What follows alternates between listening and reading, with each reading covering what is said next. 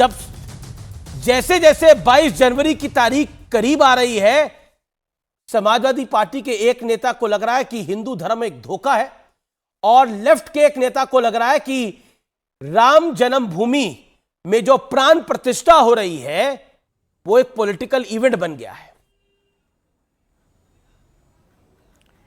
Samajwadi party और कांग्रेस के लोग और लेफ्ट के लोग हमेशा धर्म का, सनातन धर्म का, हिंदुत्व का विरोध किया है। जब मोदी जी के नेतृत्व में अयोध्या में 22 जनवरी को भगवान राम की प्राण प्रतिष्ठा हो रही है, ऐसे अवसर पर एक कहावत आती है कि सियान बिल्ली खंभा नोचे जी, दूसरा कोई रास्ता नहीं है। कपिल सिब्बल का वक्तव्य मैं पढ़ रहा था। कपिल सिब्बल कहते हैं कि राम की प्राण प्रतिष्ठा होगी तो मैं आत्मदाह करूंगा। इसी प्रकार की बात अर्जुन सिंह भी कहते थे कि यदि राम जन्म मंदिर बना तो पहला फावड़ा मेरे सिर पर लगेगा। तो मैंने घोषणा किया था कि अर्जुन सिंह यदि आते हैं तो पहला फावड़ा मैं ही मारूंगा। वो बेचारे मर गए। मुझे बड़ा आश्चर्य हो रहा है कि सनातन धर्म पर, हिंदू धर्म पर इस प्रकार आक्षेप करने वाले लोग राजनीति में कैसे आ गए। यह देश में तो 80% हिंदू रहते हैं, सनातन धर्म के लोग रहते हैं, और सनातन धर्म पर इस प्रकार का जब आघात किया जाता है, इसीलिए तो छत्तीसगढ़ हार गए, मध्य प्रदेश हार गए, इसीलिए राजस्थान हार गए। जानबूझ करके अपने पैर पर कुल्हाड़ी मारने का काम करते हैं। जिस डाली में बैठे उसी डाली में काट रहे हैं। मैं अभी गया था तमिलनाडु में एक सहस्त्र चंडी महायज्ञ था। मैं आपके पास आऊंगा वापस, लेकिन स्पेशल सेल की टीम इस समय मौके पे पहुंची हुई है। दिल्ली में इजरायली एम्बेसी के बाहर एक धमाका हुआ है। इस समय की ये बड़ी खबर है। इजरायली एम्बेसी के खाली पड़े प्लॉट में धमाके की खबर है। इस समय की ये बड़ी ब्रेकिंग स्टोरी है, इस पे नजर डाल लेते हैं और लौटते हैं रामविलास वेदांती की तरफ। वेदांती जी, जब अब मंदिर का आंदोलन चल रहा था, आपने सोचा था कि 30 साल बाद मंदिर वहीं बनेगा और देश का प्रधानमंत्री प्राण प्रतिष्ठा करेंगे? अटल बिहारी वाजपेयी ने परमहंस रामचंद्र दास जी, जो हमारे राम जो न्यास के द्वितीय अध्यक्ष थे, उस समय चिता जलते समय सरजू के तट पर अयोध्या में घोषणा किया था कि हमारे भाजपा पार्टी का ही एक विशिष्ट नेता आएगा जो आप सबकी समस्या का समाधान करके अयोध्या में भगवान राम लला के मंदिर का निर्माण कराएगा। अटल बिहारी वाजपेयी की बात 2014 में सत्य हुई, जब नरेंद्र मोदी जी ने प्रधानमंत्री की शपथ लिया और ये नारा दिया, सबका साथ, सबका विकास, सबका प्रयास। और उनके नारे से संपूर्ण देश का नागरिक जागृत हुआ जी, भाजपा के प्रति विश्वास पैदा हुआ।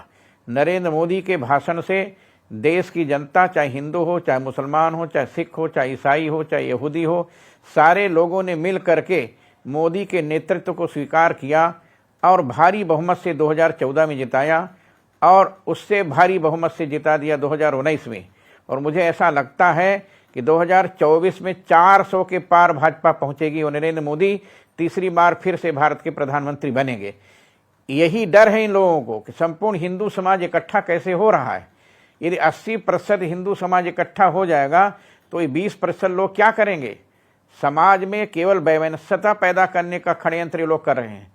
हिंदुत्व के स्वाभिमान को जागृत करने के लिए मोदी जी ने जो काम किया है, आज तक किसी नेता ने काम नहीं किया है। भारत सनातन धर्म के ऊपर चलने वाला है। सनातन का विरोध किया, देखा आप लोगों ने तमिलनाडु में, वहाँ के मुख्यमंत्री के बेटे ने, जैसे करुणानिधि ने एक बार विरोध किया था, करुणानिधि ने राम को गाली दिया था, मैंने उसका उत्तर दिया था। आज मैं निवेदन करना चाहता हूं कि समाज के ऐसे षड्यंत्रकारी लोग को समाज स्वीकार करने को तैयार नहीं है। जी। मैं अभी गया था तमिलनाडु, देखा सहस्त्र चंडी यज्ञ में हजारों लोग सम्मिलित थे। वहां सनातन धर्म का विरोध करने वाला कोई व्यक्ति मिला नहीं।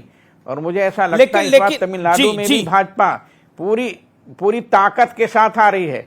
आंध्र प्रदेश में भाजपा पूरी ताकत के साथ आ रही है। चारों ओर केवल मोदी जी के नाम पर समाज के लोग आपस में भेदभाव, छुआछूत, ऊंच नीच की भावनाओं से उठ करके आ रहे हैं। समाज के हर वर्ग के लोगों को मोदी जी ने खड़ा किया है। मोदी जी ने 2014 के बाद जो विकास किया है, भारत का ऐसा विकास वेदांती जी आप हमारे साथ बने रहे। मेरे साथ विवेक श्रीवास्तव है, लेफ्ट के नेता, शदाब चौहान है, नेता पीस पार्टी के, तारिक अहमद लारी हैं, मेरे साथ समाजवादी पार्टी से। मैं आपके पास आता हूं शादाब चौहान और आपसे पूछता हूं, शफीकुर रहमान बर्क कह रहे हैं कि जिस दिन राम मंदिर में प्राण प्रतिष्ठा होगी वो तो मातम का दिन होगा हमारे लिए, गम का दिन। अभी आपने जिन लोगों का नाम लिया, जी, जिन लोगों का आपने अभी तक नाम लिया कि उन्होंने सनातन धर्म के प्रति विवादित टिप्पणी की, वो न मुसलमान है, न ईसाई है, न सिख है, वो खुद उसी धर्म को मानते हैं। तो क्या मसला है, वो एक अलग इशू है।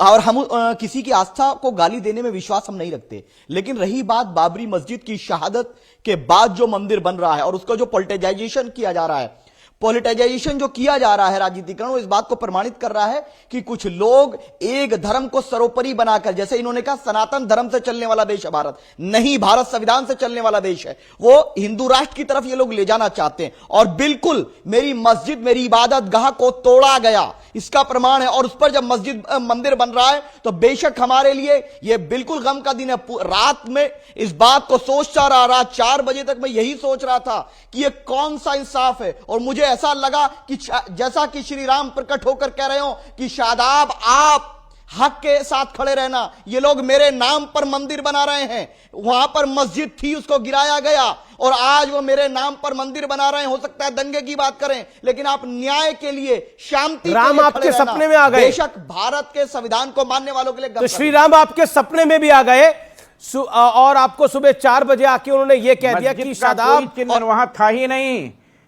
रामविलास वेदांती जी ये कह रहे हैं कि वहां पे मस्जिद थी और प्रभु राम इनके सपने में आ गए। खंबे थे जिसमें हनुमान जी की मूर्ति थी, दुर्गा जी की मूर्ति थी, गणेश जी की मूर्ति थी, 12 भगवान की मूर्ति थी, शंकर भगवान की मूर्ति थी, डमरू के चिन्ह थे, त्रिशूल के चिन्ह थे, ओम के चिन्ह थे, स्वास्तिक के चिन्ह थे, वहां शंख चक्र गदा के चिन्ह थे। वहां पर किसी प्रकार कोई मस्जिद का कोई चिन्ह था ही नहीं। मैं स्वयं रामलला की पूजा की, हमको पता है। मैंने हाई कोर्ट में गवाही दिया 2005 में, और हमने बता दिया, नक्शा दिखाकर देख लीजिए, मस्जिद का कोई चिन्ह नहीं था वहां पर, वहां मंदिर का चिन्ह था और मंदिर का चिन्ह है, मंदिर का चिन्ह रहेगा। बाबर, राम जन्मभूमि में बाबर नहीं पैदा हुआ था, नहीं, बाबर के नाम पर अयोध्या में कोई चिन्ह नहीं है, कोई मोहल्ला नहीं है, कोई गली नहीं है। बाबर के नाम पर कोर्ट ने जो फैसला वहां घाट नहीं है, आपके सभी राम के नाम पर राम घाट है, लक्ष्मण घाट है, सुमित्रा घाट है। कोर्ट ने आपके तर्कों को वहां नहीं पर माना है, वहां किसी प्रकार का कोई बाबर का चिन्ह नहीं है। वेदांती, और मैं बता दूं रामविलास वेदांती उन 32 आरोपियों में से एक है जिन पर विध्वंस का आरोप लगा था राम जन्म भूमि के आंदोलन के वक्त। और मैं आपने शादाब आपने बोला देखिए निश्चित तौर पर गम का दिन बनाएंगे, हक है आपका, मैं 25 बार जेल गया हूं राम जन्मभूमि आंदोलन में। जी, आप